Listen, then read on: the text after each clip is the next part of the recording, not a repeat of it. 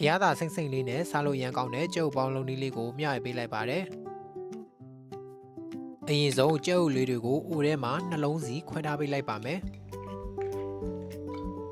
ပြီးရင်တော့ရေနွေးတစ်ခွက်စီထည့်ပေးလိုက်ပါ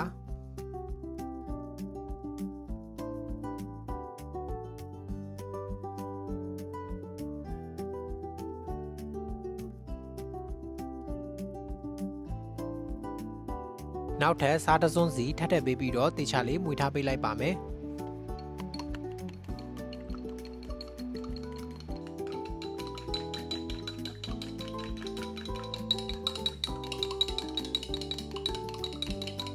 ပြီးရင်တော့အပေါ်မှာပေါ်လာတဲ့အမြုပ်လေးတွေကိုဇွန်းလေးနဲ့ဆယ်ထားပေးလိုက်ပါမယ်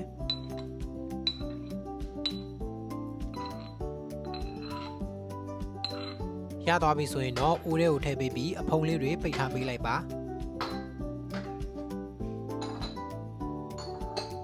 ပြီးရင်တော့အဖုံးပိတ်ပေးပြီး10မိနစ်လောက်ပေါင်းထားပေးလိုက်ပါမယ်အချိန်ပေးသွားရင်တော့မီးပိတ်ပေးပြီးတော့နောက်ထပ်5မိနစ်လောက်နှက်ထားပေးလိုက်ပါရသွားပြီဆိုရင်တော့အဖုံးလေးတွေလိုက်ဖွင့်ပေးပြီးတော့ပဲငတ်မြားရီတစ်စွန်းစီလောက်လောင်းထားပေးလိုက်ပါမယ်